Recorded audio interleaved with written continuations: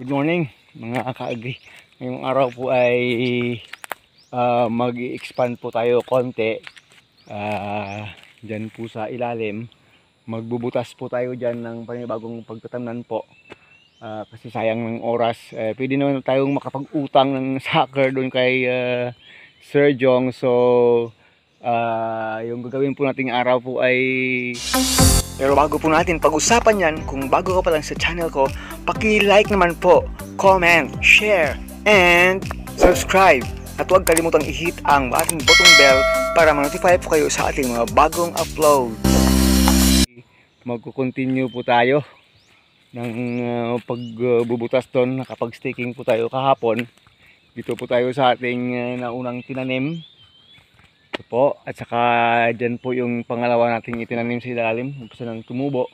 At maghuhukay po tayo dun banda sa mas ilalim pa. Kahit aabutin ng mga 100 pirasong puno, makapag-add po tayo ng number of trunks. Kasi tagal kasing magbunga ng saging, it takes 7 months, mag-umpisa magbunga 8 months. Aabutin ng 1 year bago mag-harvest. Sabi ko, paghihintayin ko pa dito yung mga suckers nito dito bago mag-expand doon sa ilalim, napakatagal, napakadaming time yung ating hintayin. So tinanong ko ang ating pinagkukunan nito, pwedeng utangin kahit 1 year pa babayaran, okay. So yun po yung ating magiging activity ngayong araw. Tawag doon, maghuhukay po tayo ng bagong taniman kahit aabutin na ng 100 kapuno po mga kasaging. Ito na yun, dito yung full wedding natin. Pakita ko lang po sa inyo, hindi tayo nag-i-spray talaga ng chemicals. Ito po, mayroon pong sapot ng gagamba. Yan po. Saan kaya nakatira? Dito talaga sa puno. Andyan po siya nakatira. Dyan po sa gitna ng sanga ng saging ko. Mayroong gagamba dyan. Kaya nga, sinasabi natin sa inyo, hindi tayo kasi nag-i-spray ng chemicals dito. Kaya kahit dito sa looban na ng taniman ng saging, yan po, may gagambang nakatira. At doon nga sa dulo kanina mayroon din. Maraming sapot-sapot dito kasi time kasi ng mga gagamba ngayon. Daming episode ng gagamba ngayon sa YouTube at saka sa Facebook. So kung sa taniman po natin dito, proud po tayo sabihin sa inyo, this is chemical free insecticide, fungicide chemicals na mga synthetic free po talaga. Yung gagamitin na po natin dito, yan po, hindi pa tayo nakapag-spray kahit minsan ng ating wood vinegar dito. Kasi pansin ko po, maganda rin yung tubo at saka napaka-less po ng tama ng fungus.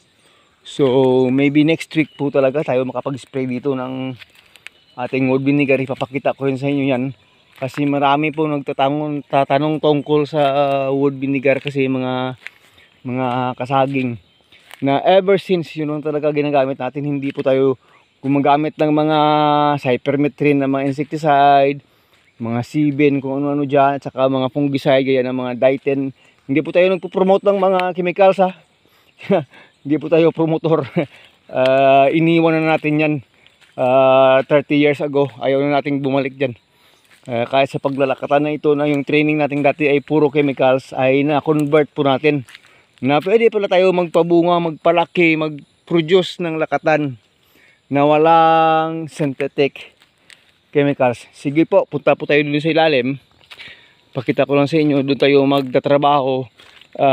Dudugtungan po natin yung tinrabaho natin kahapon kasi nakapag-staking tayo dun. Ito na po yung next na area, 100 kapuno. Yan na po siya, sila, marami na namang damo. Pero nag-uumpisa na silang tumubo. So yan. Dito na po yan kahapon, oh. Yan mga ka-agri. Nakapagbutas na tayo dito kahapon. So gagawin natin dito ay dudugtungan natin itong trabaho na ito. Magbubutas tayo more. Kaso lang, ganitong oras pa lang, sobrang sakit na yung tama ng sikat ng araw ngayon. Hindi lang nakapasok yung mga tawag doon, low pressure at saka yung bagyo dito. Grabe na yung tama ng sikat ng araw. By the way, may moisture pa naman yan sa ilalim. Malakas pa yung moisture sa ilalim. Yung kanal nga natin dyan may umaagos pang pakunti-kunting tubig dito. Yan po. May tubig yan dito pakunti-kunti. Yan.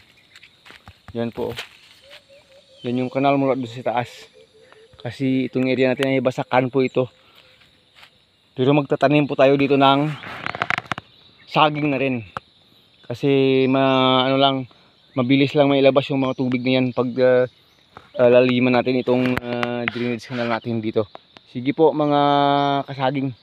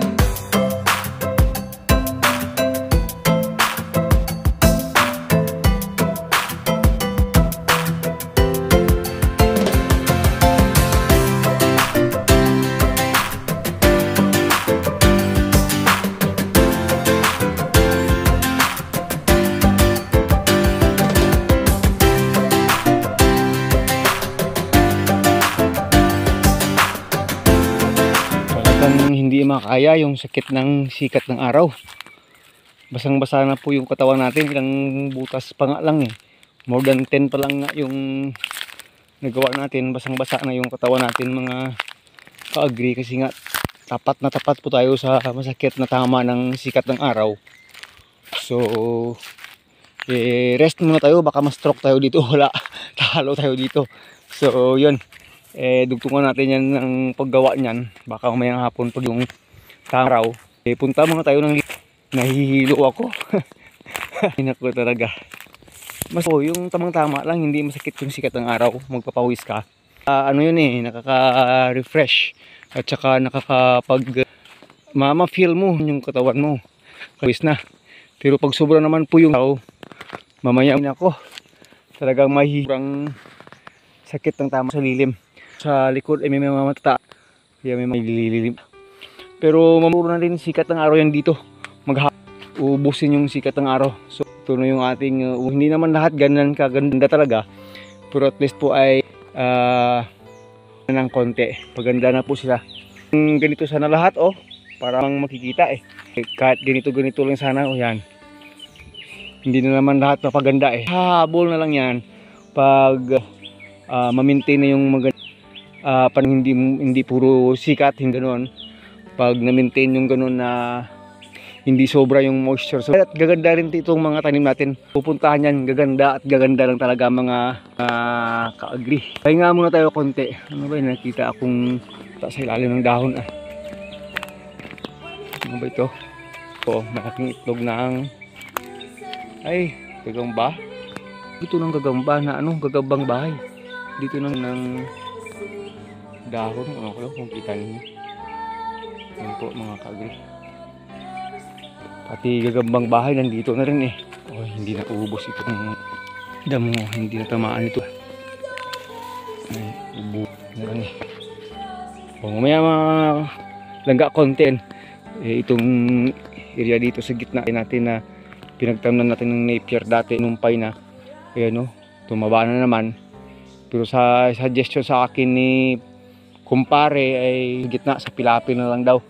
So ay pag na harvest ito muli, papatayin ko na lang dito sa gitna siya. Kasi parami yung Napier.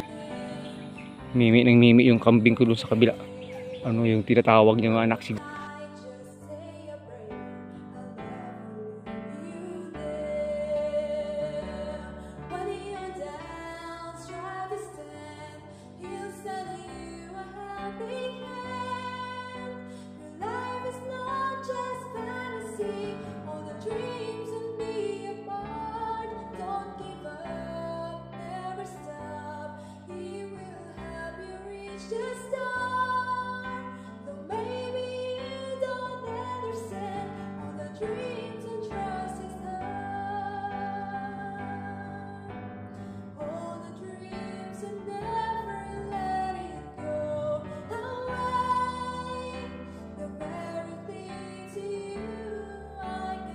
Kagri, balik muna tayo sa house, mapalit muna tayo ng damit.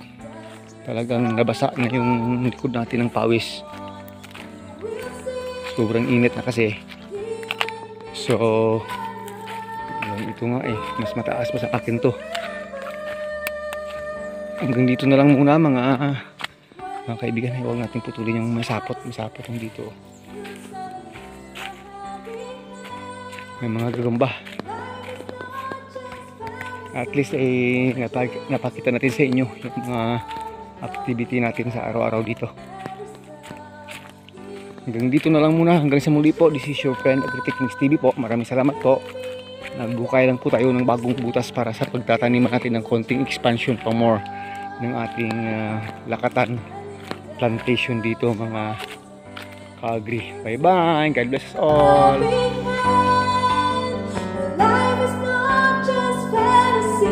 All the dreams and be apart. Don't give